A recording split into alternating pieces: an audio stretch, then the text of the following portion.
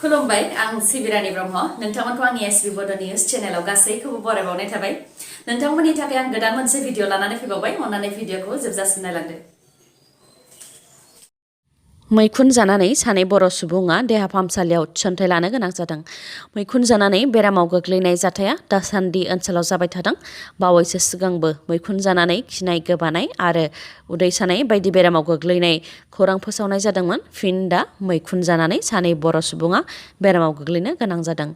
मैखुन जानानै बेरामाव गोग्लैनाय सानै बर' सुबुंनि मुङा फारियै अनिल सोरगियारि आरो सानसुमै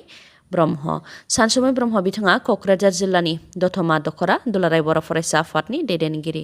मैखुन जानायनि उनाव बेरामाव गोग्लैनायनि थाखाय बिथांखौ क'क्राझारनि आरएनबी देहा फाहामसालियाव थिसननो गोनां जादों जायनाखि बिथांनि थासारिया बांसिन गाज्रिमोन बेनिखायनो बिथांखौ बरपेटा मेडिकेल कलेजसिम दैथायहरनाय जादों होननानै डक्टरा फोरमायथिदों गुबुन फारसेथिं अनिल सोरगियारिखौ गिबियाव कुसुगाव साब सेन्टार देहा फाहामसालियाव थिसनदोंमोन उनाव साबसिन फाहामथायनि थाखाय क'क्राझारनि आरएनबी देहा फाहामसालियाव थिसनदों हरनि समाव मैखुन ओंख्रि जानायनि उनावनो बिथांमोन सानैनिबो देहाया नोरजिया जानानै देहा फाहामसालियाव थिसनथाइ लानो गोनां जादों होननानै फोरमायथिदों बिपिएफनि दैदेनगिरिफोरखौ थांखिनानै साफा गुन्दा दैदेनगिरि होननानै बुंथिदों इएम बियार फेरेंगा बिथाङा मख'नो गोनांदि प्रमद बर' बिथाङा सासे लोरबां दैदेनगिरि आरो 1.5 बोसोराव इउपिपिएल सोरखारा रायजो राजानि मोजां खामानि मावनो हायाखै बेजों उननि समावबो रायजो राजानि जौगानायनि खामानि मावनो हानाय नङा बेखौ फोरमान होबाय आरो इउपिपिएल सोरखारा हाग्रामा महिलारि मावनाय खामानिनि फिथाखौ हास'गासिनो दं होननानै बारग' मन्थ्रि रिहन दैमारि बिथाङा बुंथिदोंमोन बेनि सायाव फिननाय होदों इएम रनजित बसुमतारी एबा बियार फेरेंगा बिथाङा बुंथिदों दि बिथांमोनहा साफा गुन्दा दैदेनगिरि नाथाय जों नङा इउपिपिएल सोरखारा रायजो राजानि जौगानाय खौसेथि आरो गोजोननि थाखाय खामानि मावनो नाजागासिनो दं आरो खामानि मावदों होनब्लाबो गोरोन्थि जानाय नङा होननानै बुंथियो बिथाङा लोगोसे गुन्दा दैदेनगिरिफोरासो मेगन सानानै इउपिपिएल सोरखारखौ जेबो खामानि मावाखै होननानै बुंथियो बिथां बियार फेरेंगाया बेनि अनगायैबो थांनाय 17 बोसोराव बिपिएफ सोरखारा मा लाबोनो हादों होननानैबो बिपिएफ दोलोनाव सोंथि खालामो लोगोसे फोरमायथिबावदों दि रिहन दैमारिया हाग्रा बिफाननि हाखौ सेनानै साहा आबाद खालामदों बेबायदिनो दैदेनगिरिफ्रा साहा बागान आरो रबार बागान बानायनानै गाव गावनि रंजानायखौ लादों आरो रंजानो थाखाय भुटानाव सप्ता थाहैदों होननानैबो बियार फेरेंगा बिथाङा अजद होबावो बेनि अनगायैबो बिथाङा अजद होबावो दि साफा गुन्दा दैदेनगिरिफ्रा समाजखौ गाग्लिनानै रायजोखौ सालायदोंमोन बेनिखायनो बिथांमोनहा इउपिपिएल सोरखारखौ दुर्बल एबा लोरबां बुंनायनि जेबो ओंथि गैया होननानै बुंथियो मख'नो गोनांदि राजखान्थियाव मोनसे दोलोआ गुबुन मोनसे दोलोनि खामानिखौ आसि दिन्थिलायनाय आरो सोंखारिलायनाया थाखायो नाथाय माब्लाबा समाव बाहायजाथावि सोदोबफोर बाहायनानै दैदेनगिरिफोरनि सोंखारिलायनायखौबो नुबोदों नंखाय खौरां फोसावनायखौ लानानै एमसिएलए बिसावरायग्राया निमाहा बिनो खावलायदों एमसिएलए बिसावरायग्रा एबा अमर बसुमतारीनि PSO खौ पुलिस बिफाना बोखारबाय आरो मा जाहोननि थाखाय पुलिस बिफाना बिसावरायग्रानि PSO खौ बोखारदों बेनि सायाव बिसावरायग्राया खौरां बिजोङाव खुगा बेखेवाखै होननानै मोनसे बर'नि खौरां बिजोङा फोसावदोंमोन जाय खौराङा नंखाय होननानै रोखा खालामदों एमसिएलए बिसावरायग्रा बिथाङा गावनि फेसबुक पेजनि गेजेरजों लिरदों दि गिबियाव गासैबो रायजो राजानिसिम खुलुमनाय जासिहरबाय एसे बावैसो ससियेल मिडियायाव निउज पर्टेलाव फोसावनाय एमसिएलए अमर बसुमतारीनि PSO खौ बोखारबाय होननाया जोबोर मिनिथावना जादों मानोना बिटिआरआव अमर मुंनि एमसिएलए नागिरबाबो मोनाखै अमर होननानै बुङोब्ला एमसिएलए 13 नं चिरां कनस्टिट्युएन्सिनि सायखं बसुमतारी अदेबानि बिसावरायग्रा बिटिआर गोरोबथानि सागानगिरि अमरा बिमा बिफा अननानै दोननाय मुंसो होननानै बुंथियो बिथाङा बेनि अनगायैबो बिथाङा लिरबावदों दि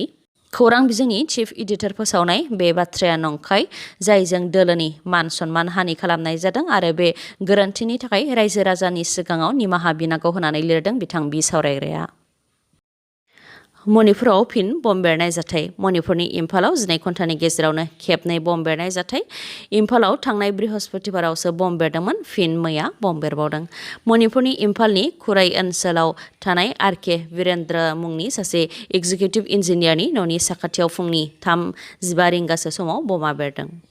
फुंनि समाव बेरनाय बे बमजों खाथि खाला दोननाय गंथाम गारिया खहा जादों जायनाखि बे बम बेरनाय जाथाया फुंनि समाव जादों बेनिखायनो रावबो सुबुंनि जिउ खहा जायाखै जायनाखि बे बम बेरनाय जाथाया एग्जिकिउटिभ इन्जिनियारनि न'नि साखाथियाव जादों बेनिखायनो सोरखारि थिका एबा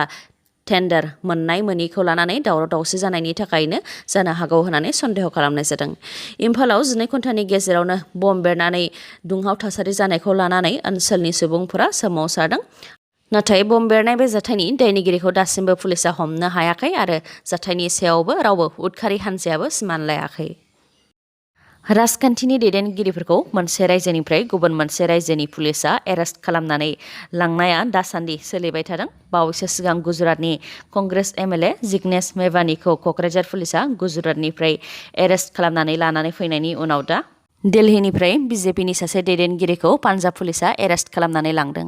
रिपर्टनि बायदिब्ला दिल्लीनि गिबि मन्त्रि अरविन्द केजरीवाल बिथाङा दा काश्मीर फाइल्सनि सायाव खोथा बुंथिदोंमोन। फिन अरविन्द केजरीवाला दा काश्मीर फाइल्सनि सायाव बुंथिनायनि सायावनो बिजेपिनि दैदेनगिरि ताजिन्दर सिंह बाग्गा बिथाङा सीएम अरविन्द केजरीवाल बिथांखौ थांखिनानै माखासे बेफ्रुसार बिबुंथि होदोंमोन।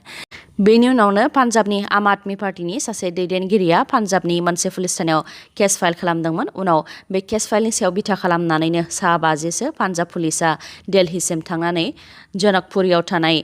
ताजिन्दर सिंह बाग्गानि न'निफ्राय बिथांखौ लानानै फैदों। बे जाथायखौ लानानै ताजिन्दर सिंह बाग्गा बिथांनि बिफाया दिल्ली पुलिस थानायाव खौरां हैनायाव जाथायनि सायाव लांखारनायनि केस रेजिस्टार खालामदों दिल्ली पुलिसा आरो जाथायनि सायाव हारियाना पुलिसनो खौरां हरनायाव हारियाना पुलिसा पान्जाब पुलिसखौ लाखिनानै दोनदों आरो उनाव बिजेपिनि दैदेनगिरि ताजिन्दर सिंह बाग्गाखौ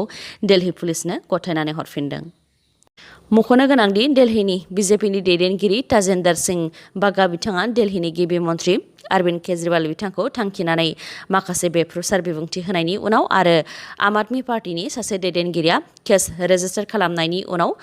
पान्जाब पुलिसा हाजिर जानो थाखाय मोनबा नटिस हरदोंमोन। नाथाय नटिस हरसेयावबो हाजिर जायैलाय पान्जाब पुलिसा बिथांखौ बिथांनि न'निफ्रायनो एरेस्ट खालामनानै लाबोदों। हिजबुल मुजाहिदीननि 3 उदखारिफोरखौ सिकिउरिटि फर्सआ गावथारनो हादों। बे 3 उदखारिफोरखौ जम्मु एन्ड काश्मीरनि अनन्तनाग जिल्लानि बोसोरारि अमरनाथ यात्रा लामानि साखाथियावनो मोनसे एनकाउन्टार जानायाव गावथारनो हादों। अनन्तनाग जिल्लानि पहलगामनि श्रीशान्तप फरेस्ट ओनसोलाव उदखारिफोर थानायखौ खौरां मोननानै पुलिस आर्मी आरो सीआरपीएफआ अपारेशन खालामदोंमोन। बेयावनो गावलायलायनायाव 3 उदखारिफोरखौ गावथारनो हादों।